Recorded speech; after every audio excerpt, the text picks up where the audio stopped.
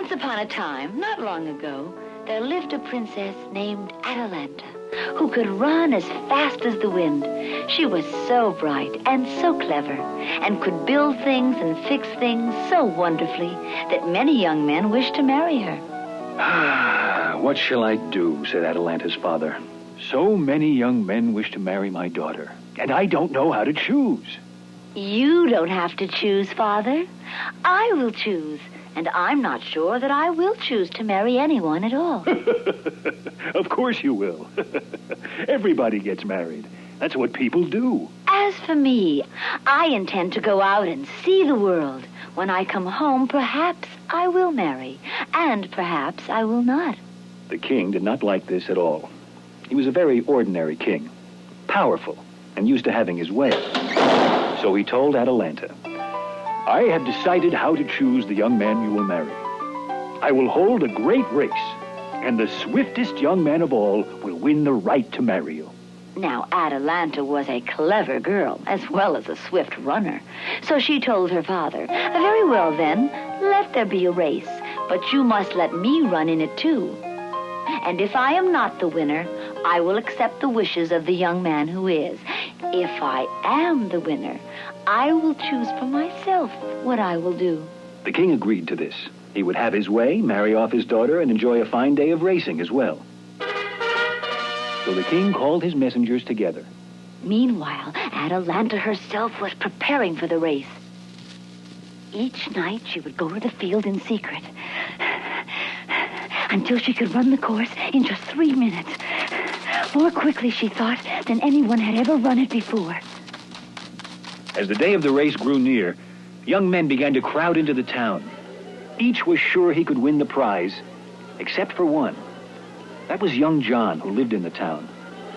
Each morning, before his studies of the stars and the seas, young John would go to the field in secret and practice running. Day after day, he'd race, fast as the wind, until he could run the course in 3 minutes. More quickly, he thought, than anyone had run it before. At last, the day of the race arrived. The king and his friends sat in soft chairs, and the townspeople stood along the course of the race. The king rose. Good day, he said to the crowds. Good luck, he said to the young men. To Atalanta, he said, goodbye. I must tell you farewell, for tomorrow you will be married. I am not so sure of that, Father. Not one of them, she said to herself, can win the race, for I will run as fast as the wind and leave them all behind. Now a bugle sounded, and the runners were off. At first, they ran as a group. But Atalanta soon pulled ahead, with 3 of the young men close after her. As they neared the halfway point, one of them put on a great burst of speed and seemed to pull ahead for an instant, but then gasped and fell back. Atalanta shot on. Another young man, tense with effort, drew near to Atalanta. He reached out as though to touch her sleeve, stumbled for an instant, and lost speed. Atalanta smiled as she ran on. I have almost won, she thought. Just then another young man neared her. This was young John, running like the wind, as steadily and as swiftly as Atalanta herself. Atalanta felt his closeness, and in a sudden burst, she dashed ahead. But young John didn't give up. On he ran, swift as the wind, until he ran as her equals, side by side with her, toward the golden ribbon that marked the race's end.